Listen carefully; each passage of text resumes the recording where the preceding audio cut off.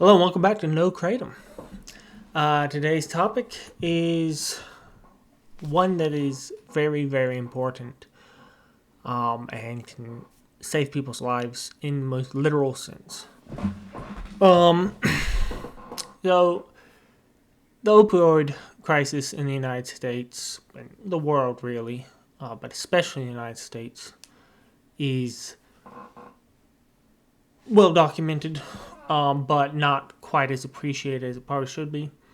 Um, Painkillers, all the way down to heroin, but even, just prescription pills. Doctor prescribed prescription pills, even if your doctor gives it to you, right? You're not, copping them off the street.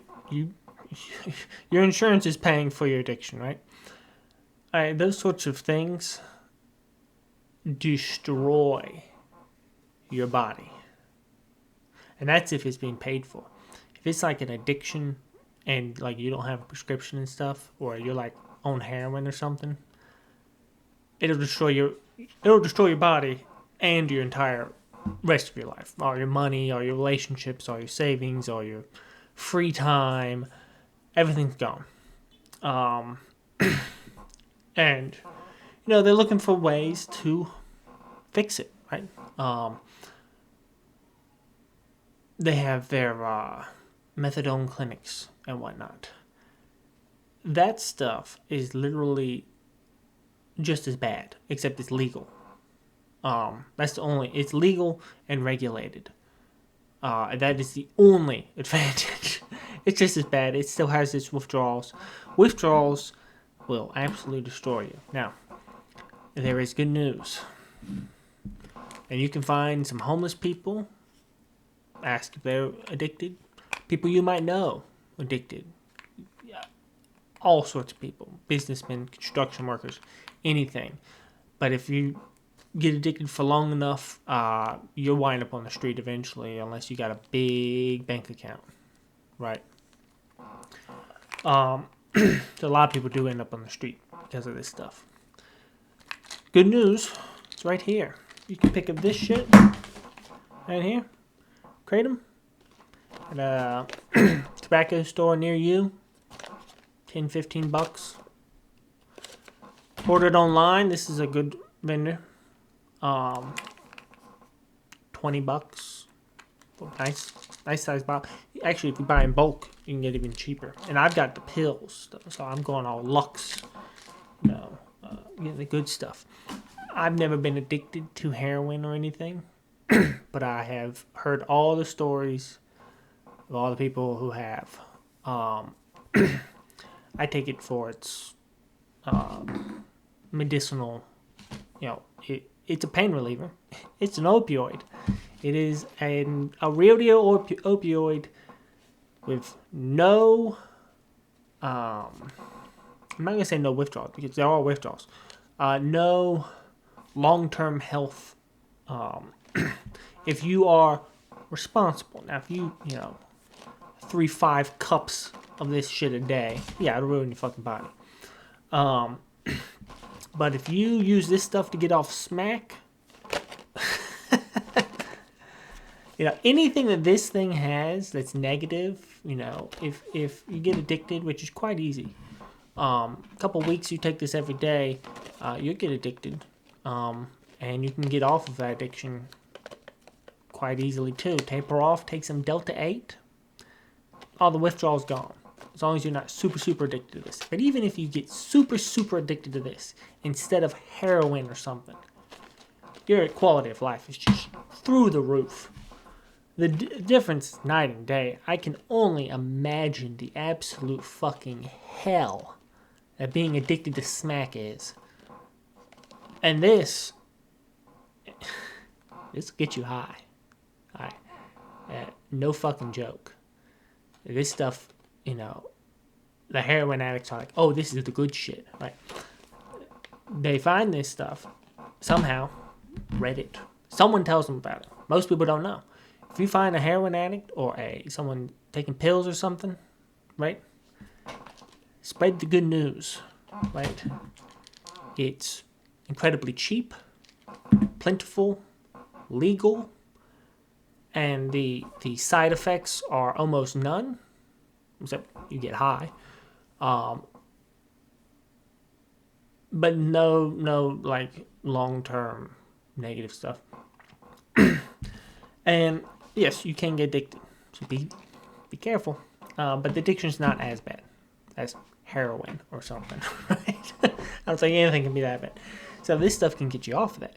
You start taking this instead, and then, well, you stop taking your pills or whatever, your Vicodin, your there's 1,000 different codeine, oxycodone, you name it, they've got them. Those things. I had whatchamacallit, I had a filling on my tooth, and it was this one, and the dentist didn't quite get it just right. And if you've had that happen, you know that is agonizing pain. So I was taking ibuprofen, aspirin, acetaminophen, naproxen, all these over-the-counter, legal, soccer moms use them, sort of painkillers. Okay, this isn't codeine. This isn't, oxycodone. This isn't Valium. This isn't heroin. This is low-key, get it at Walmart stuff. All right. After a couple days, the constipation, the side effects, it was just destroying my body. But I had to take it for like a couple weeks. That's actually what got me back into CBD, which led to Delta 8. Because I was just like, I'm in too much pain, and I cannot take any more of those painkillers. Can't do it. It's destroying my body. So I went to the smoke shop, and they said, so we got any CBD? They said, we got Delta 8. I was like, what's that? And, well, that was a whole journey. Eventually, later, I discovered Kratom, which actually probably would have been the better choice, because it's pain relief. Easy to get addicted to, but the addiction, you can be addicted to this, straight up addicted to it. You can take this stuff, drive a car, heavy machinery, work a job at a desk, right? I mean, I'm an engineer. I take this stuff at work sometimes. People take this stuff before going to the gym. Could you imagine shooting up on meth and then going to the gym? People take it because it's pain relief.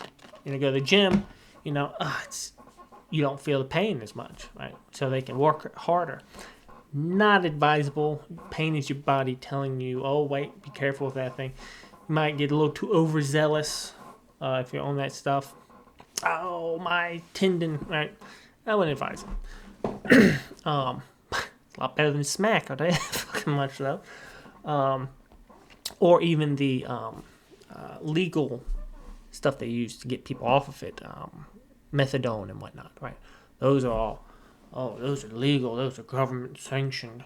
Yeah, they're owned by big companies that have a very good interest in wanting you to use that instead of this, which is, it's unregulated. So I do advise getting it from a good source. Kratom Crush, good online source. This is pure stuff. Good. It's an herb. Smell it. It's an herb. No problem. No qualms. No issues. Get addicted. You can. Easily. Quite easily. Take it every day for a week or two. You get addicted. But you can get off of that addiction. Take some Delta 8, obviously. If you don't, you take the Delta 8. Now, my main issue, the only real issue I had when I got addicted was jumpy legs at night. Just, restless leg syndrome and arms. Just because I had to take it like 6 o'clock. Because if you take it right before bed, you won't be able to sleep. You won't be like restless. You'll just be like, if you take it right before sleep, you'll just be like in a half-dazed dream state. It'll actually feel relatively nice, really. But it's not deep, restful sleep. But it's not that bad. Don't take it right before bed. You take it too far before bed, like, noon or something, then your body will say, well, it's all gone. I'm addicted, right? Um, so that's what I had to do. Then I started taking the Delta 8 at nighttime to help with the jumpy legs, and I'm not addicted anymore.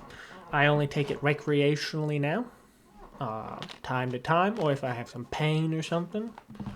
But yeah, homeless people, you know, sometimes I just think I see homeless people all the time. I should just drive up and just say, hey man, you addicted to painkillers or opioids or something. You don't have to fucking front with me. I'm not the fucking feds or something. I'm here to help, right? I give them a bottle of this shit and say you can get more at the drugstore or drugstore. You can get more at the tobacco store, right? You know, you don't have to be sucking some dude's dick or something to get your fix, right? Boom, right here. Order it online. Um, yeah, so that's my public information to help people out, because it's a serious issue with a simple fix. Small caveat, it's an opioid. It can get you off of other opioids. Then you're addicted to this, but being addicted to this is leagues and just night and day difference between that and what I could only imagine the hellscape of being addicted to smack is. So thank you for watching, and stay tuned for more, I guess.